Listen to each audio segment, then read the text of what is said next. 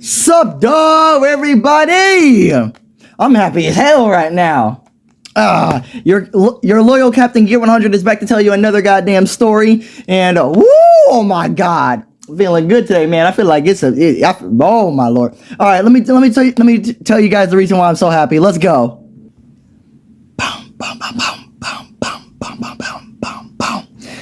200 subscribers. Okay, now, guys, we have hit another milestone in our family. We've hit over 200 subscribers. Happy as hell that we got this far. And in just 3 weeks, too, that it was when I posted the goddamn 101. Okay. Anyway, also come to my community post. I just posted this yesterday. It's which game should I play this upcoming weekend? And you guys really want Mortal Kombat up there. But Red Dead Redemption 2 is not too far behind, with only a massive 28 votes. So, still. Yeah, it's only been 3 weeks since I hit 100 subscribers. I cannot believe it. It's been 3 weeks when I got right there. Now, already, we're at the 200 mark. Thank you guys once again for being a part of this crew, this loyal family. I could not have gotten this far without you guys. Man, oh my gosh, I'm gonna keep showing you guys these milestones, but it's not gonna be like too crazy like I was doing it back then. It'll be like every time like when I get to 250, and then and then higher than that. I won't show you guys every freaking milestone that we go. But you know what? Well, yes, I actually will, from the hundreds until we eventually get to 1,000. But this is great right here. But anyway, I got another what if Deku for you guys. So I know you guys don't want to keep seeing this. So let's get to that already. Y'all ready? I'm ready. Cue the intro.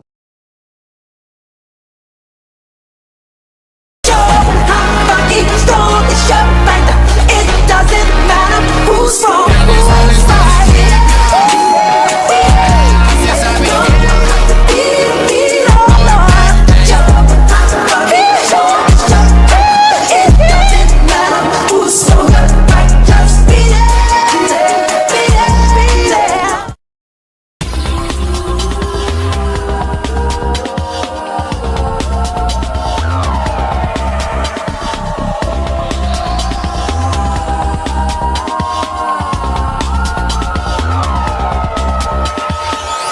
Ultra Instinct and Ultra Ego have constantly been at war with one another in the retrospects of the manga, because we have not gotten that far in the anime yet. Not yet. But still, we've gotten much debate on which one was stronger, which one was more useful in battle. Autonomous Ultra Instinct is a technique that allows your body to dodge without even thinking. It relies on natural instinct just to move. You have to clear your mind, lose all, and just focus.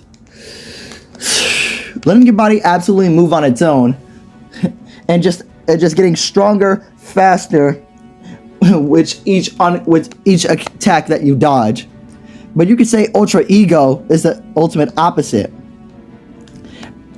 because Ultra Instinct is relying on a technique from the angels, from nothing but pure good. But Ultra Ego is relying on nothing but ego, rather than on instinct and instinct like the angels. You do go on instinct, but other than that, it's something much more primal, much more deep within, relying on the techniques and on the energy of destroyers. You only have the will to destroy. With Ultra Ego, you take oncoming attacks, and you only grow stronger and stronger from them, relying nothing on primal instinct and remembering the God of Destruction's displays and their quote, "Before creation comes destruction." Now, my take on these are two great powers used by each individual, but I want to combine them into one. I call it Autonomous Ego. Yeah. I mean, Ultra Instinct, Ultra Ego, Autonomous Ego. I mean, honestly, it just would be the same name, and I'm pretty sure that's what Ultra Ego is called. But still, just a reminder, these forms are only used by Goku and Vegeta because they're kind of watered down versions of the real thing. Because Vegeta is no actual destroyer, which is why he only uses the destroyer energy and he doesn't wield it completely. And Goku is only using the divine energy of the angels, but he'll never truly be an angel.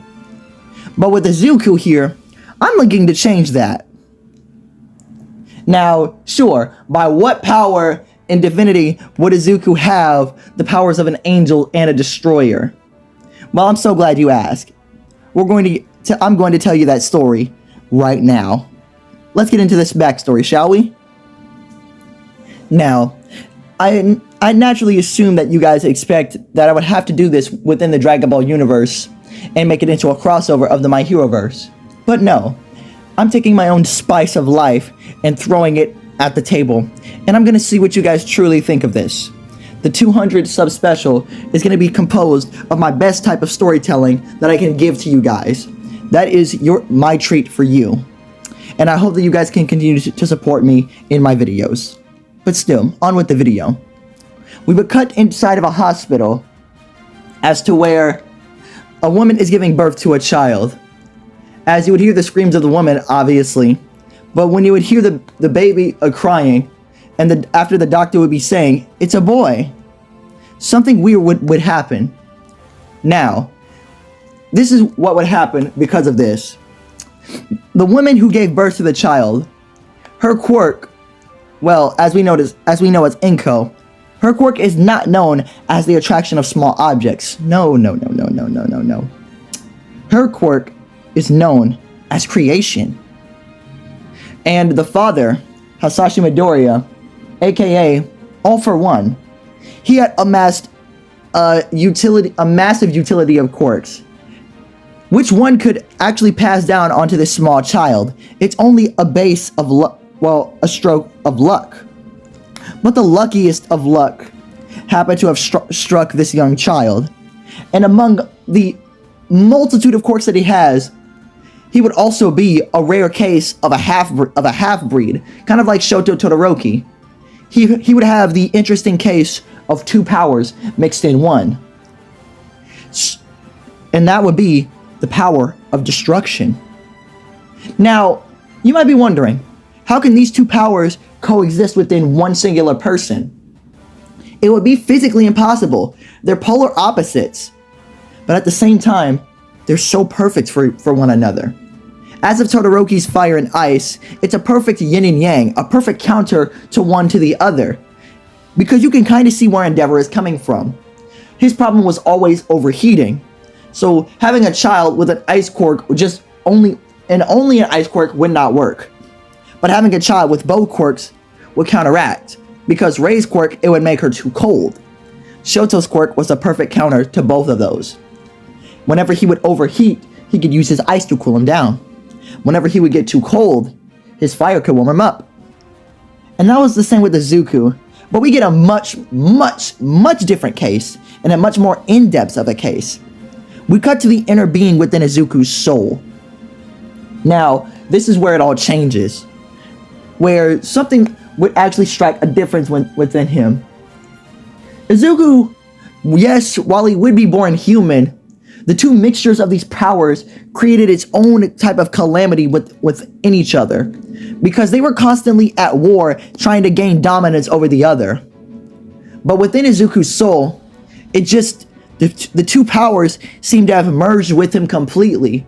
Izuku absorbing both the destruction and the creation energy within him altogether, creating something new entirely. So, a perfect balance between destroyer and angel. Even though he is biologically human, the powers within him are of divine energy, are of someone like a deity. Izuku is no god himself.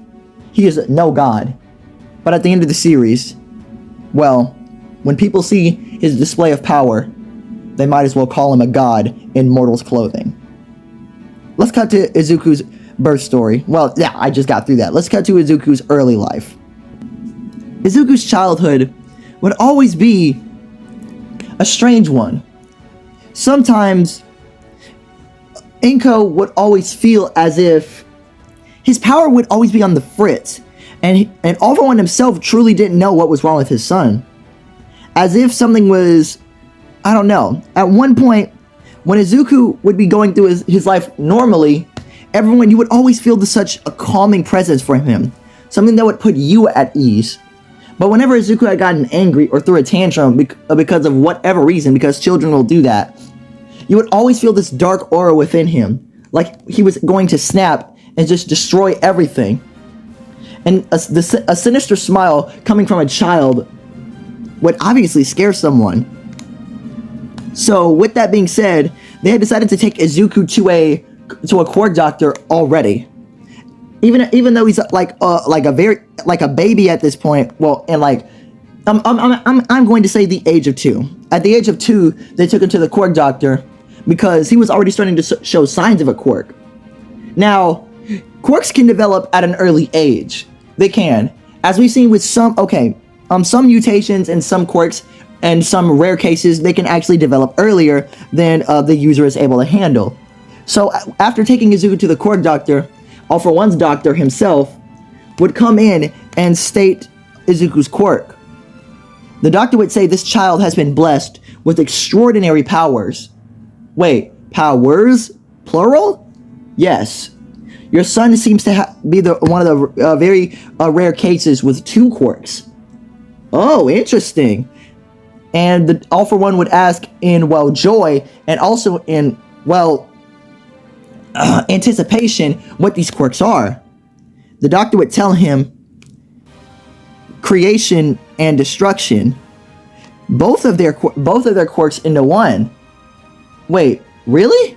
Yes. But it's not full on that it can create anything and destroy things. The doctor would explain exactly. Well, hold on, I'm just contradicting what I'm saying. Well, but All For One would ask the doctor to please elaborate, and the doctor would. With Inko's power creation, it gives Izuku a much more calming aura, as if he's going throughout his regular day. And his powers kind of vary, because already they can tell that Izuku has massive amounts of power within him, as they would pretty much give a scale as to what Izuku's power reading would be, and it would be off the charts, unlike anything they've ever seen before. As you guys know, the One For All is like a stockpiling power, and Izuku's creation ability is already beyond the stakes of that. And this was already like stockpiled by 8 at this point. So Izuku is millions of times stronger than All Might. But once they see Izuku's destruction energy, they might as well call him the #1 hero already, because it eclipses anyone on the entire planet. As the doctor would tell them about the destruction energy Izuku possesses as well. Now, whenever your son would get angry or throw a tantrum like any other child would, his power would switch over to the power of destruction, as he would gain this dark aura, only lusting for greater power, and he's only getting stronger. Izuku's power naturally makes him stronger. Wait, what? Yes. Your son is naturally gifted, Mr. and Mrs. Midoriya. I've never seen anything like this. Your son is almost like a person with an adaptability quirk. And he even far eclipses those people that I've seen. Those people that I've seen never went on to become greater heroes like All Might and Endeavor, or hell, even in Miracle or Best Genius. They've only gone low time pro heroes. But your son, his ability to just gain strength from very little as is something so rare and so unique. Your son has the potential to become either 2 things: a great asset to Hero Society, or the most demonized person in existence. And Inko would say why. Would ask the question, why would demonized be a bad thing? Why demonized? Well, ma'am, because your son naturally has an unfair advantage against everyone, and they would all see that as a villain. Not to mention that your son's half power is literally destruction. He gains more power, the more you would fight him, the harder you would hit him, and he would only lust for more power. As they look at Izuku, and they see the problem within him. As Izuku, okay, now this is where I'm just naturally gonna change something about Izuku. Give me 1 second, guys. Izuku's going to have. I'm just gonna tell you. I'm trying to think here. All right, I'm just gonna show you better than I can tell you. Izuku's appearance basically was all types of different. His hair was mainly white with black in it. I mean, okay, so imagine Deku's natural hair, but replace the entire green with white, while still having the black in his hair. So his entire hair was black and white, but his eyes matched his mother's. They were green, and just like his father, he also had freckles. Izuku was such a rare case. It would always be questioning what the heck was going on with him. But Hasashi would explain that before his quirk kicked in, he had black hair. And Inko would be surprised because she never knew that about Hasashi. He naturally didn't have white hair. Hasashi would say no, his hair was black before his quirk came in, and then it turned white. So Izuku's appearance was just naturally dependent on both of these powers. And, well, All For One couldn't let these powers slip through his hand. He just couldn't. He's sorry for what he has to do to his son, but the power and potential of both of these quirks are just great. But before any of that, we need to finish the doctor scene real quick. So let's finish that. So the doctor would basically tell Mr. and Mrs. Midoriya, your son has the potential to be the most amazing hero in existence, to have ever lived, in fact. And so the doctor would tell them, make sure you raise the boy right, because in this world anything can happen. Because of his destruction energy, it would take a mere moment a mere instant, a fraction of a second just for him to snap, just like that, and everything could go downhill. But still, the doctor has faith in what plans they have for him. So, and Inko would ask, does this mean he can be a hero? The most amazing hero that you've ever seen. So basically now they would leave the doctor's office, and now we can cut to the All For One situation. So let me do that really quickly.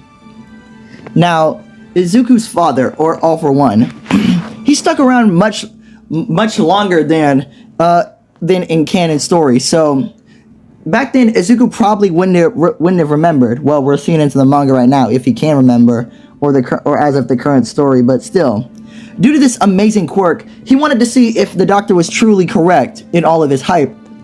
And all of this quirk's hype has to be for something. And as he watched Izuku grow, he naturally did see Izuku get stronger, much stronger. And while it would have been 100 times easier for him to just take the quirk and bounce and just leave, something within him just wanted to stick around Izuku. He doesn't know why. He doesn't know what this feeling truly is, because he's amassed and taken millions of quirks from millions of different people.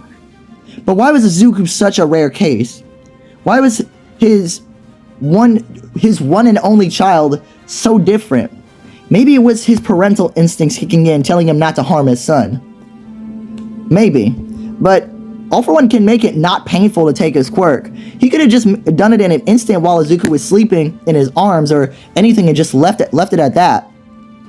But it's the rare fact that he doesn't know why.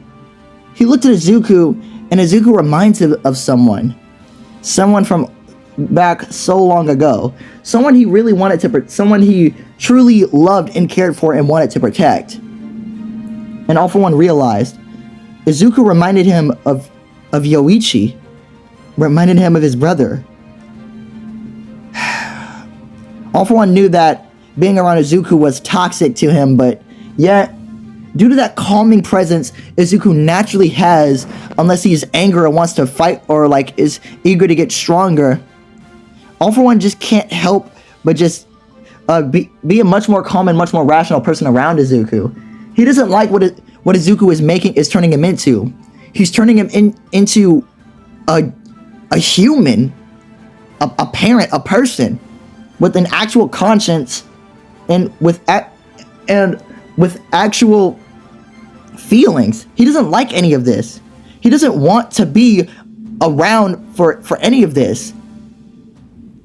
Now, this causes a break inside of All For One.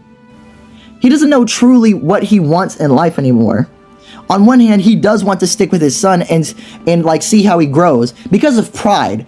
As a parent, he naturally wants to see how far his son can grow. But as All For One, the demon lord within him is screaming to take the quirk now, because it's the perfect chance. It's the perfect opportunity. With it, he can be the strongest. He can easily defeat All Might and reign over the world. It would not be hard.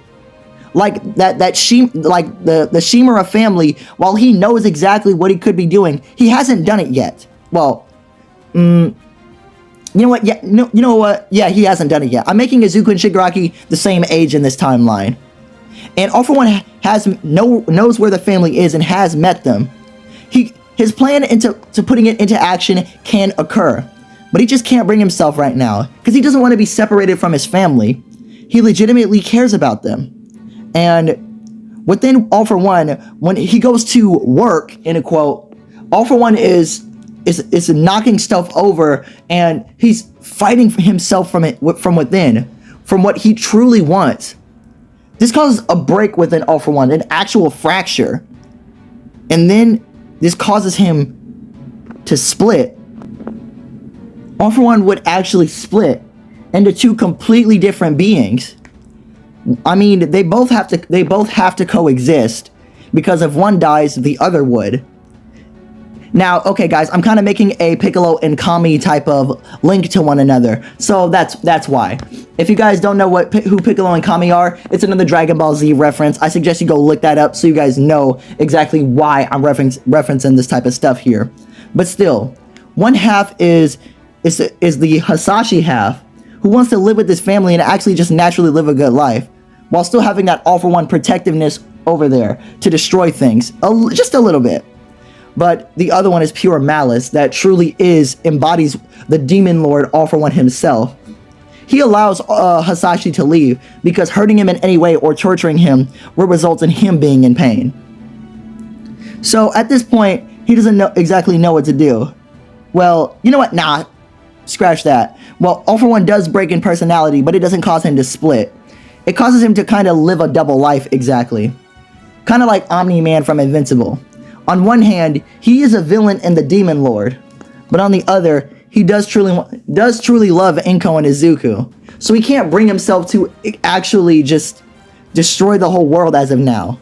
At this point, he's just gonna have to wait it out. So now, I guess he's a family man. A family man who truly loves and cares for his kid and his wife and child. It's literally an Omni-Man type of situation. So, we're going to cut to... Oh yeah, also Izuku and Bakugo would stay friends in this AU because Izuku does have a quirk.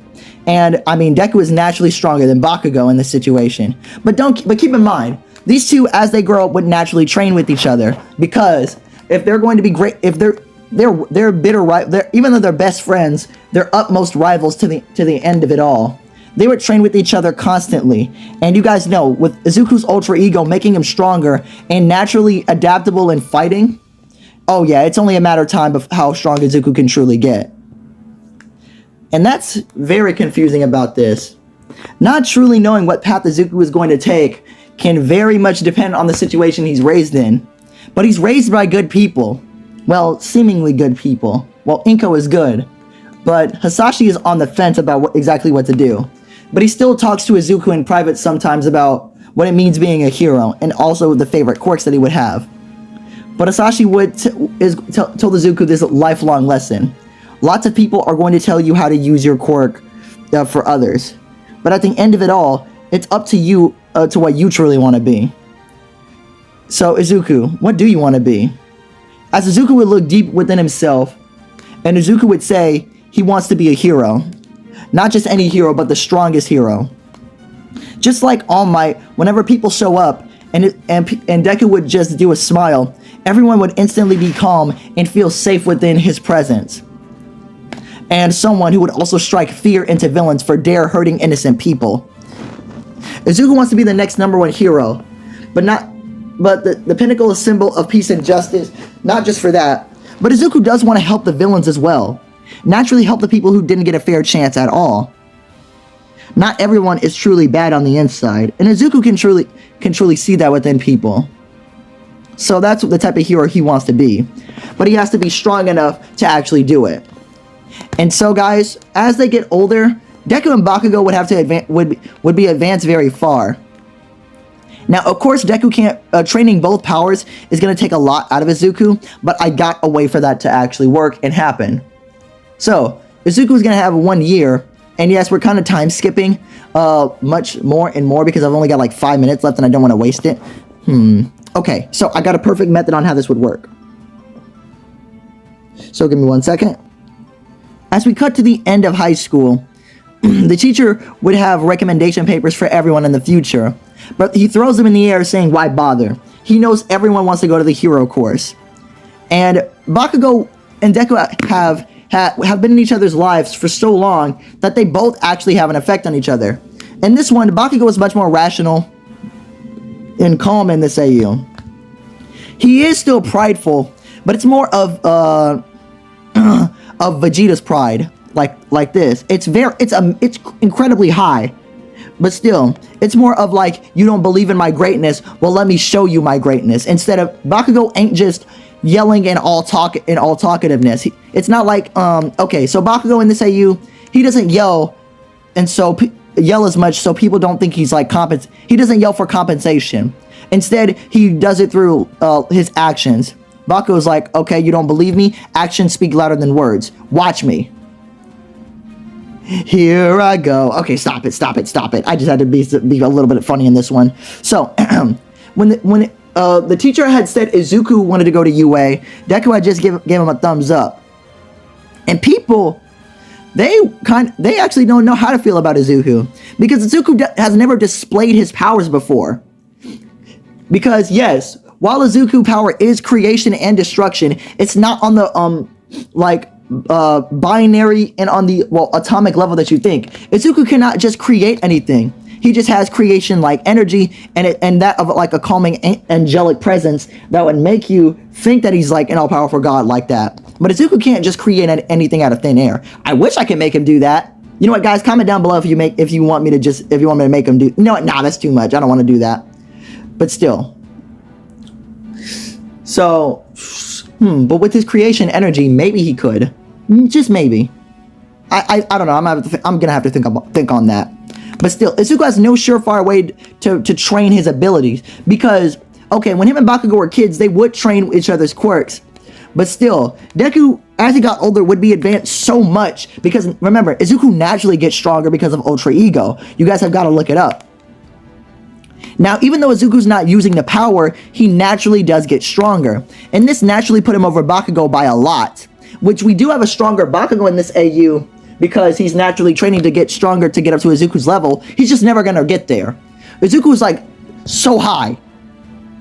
And let me tell you guys right now, Izuku's adaptability it's like Maharaga. Yeah, it's that insane of how much adaptable in battle he is. It's truly crazy. So I need a surefire way that Izuku can train his powers, and I found it. So while the bell would ring as signify class would be over, Bakugo would tell Deku that throughout the next year, when they finally get to UA, the next time that he sees Bakugo, Izuku won't even recognize him, and Izuku will say the same thing to Bakugo, and Bakugo would say he better sees that Izuku has gotten stronger, and Izuku promises he will. But Izuku has no way on how to employ that, but he's got an idea. So this would be a reason. Deku, okay, he's 18 at this point, so he would stay out for like a little bit longer. So he would call in ahead of time to his dad. Wait, not to his mom. Screw it. He would call ahead to his mom, and he would say, "Can you let Dad know that I'm going to be staying out a little bit later to train?" And Inko would say, "Okay," as she would scream to Asashi that Izuku's going to be just a little bit later getting home. Yeah, he's still here. He's still here. He has not left. He's been with Izuku his whole life, so yeah, of course he knows.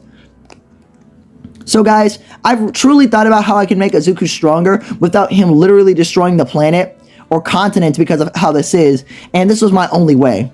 So while Izuku would go into, honestly, he would go to like into the forest, because he doesn't feel like training on Dagobah Beach would just be good enough for him.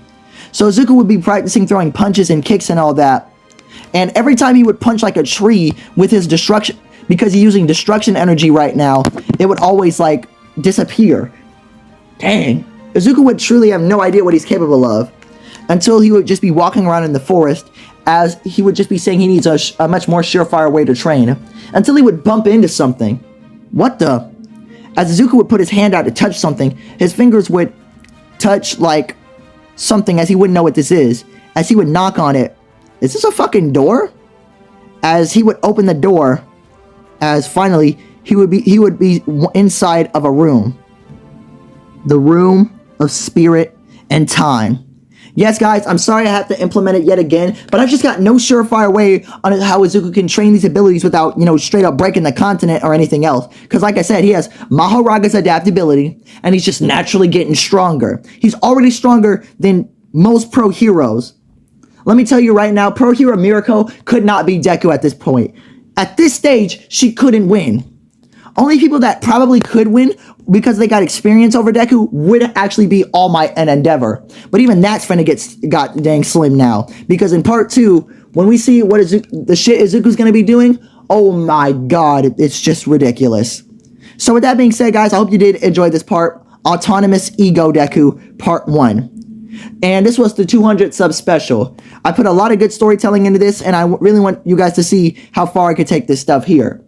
So if you guys want a part 2, 5 likes to continue this series, and we'll see how far we can take this. Also, give me some ideas down below on what you guys want to see in these future parts. Anyway, we got New Order Part 3 coming out later on today as well, so I gotta make that one because somebody commented it, and it's been a while since I've done that. So with that being said, guys, like, comment, yeah, I said comment, oh Jesus Christ, like, comment, and subscribe. Y'all already know what it be like. Peace! She likes it when I hit, when I tap what? Ay, shawty's the same, not without me, she ain't function. Running up the game, I don't got no time for love. Gotta stick to your lane, I don't wanna hear you bugging.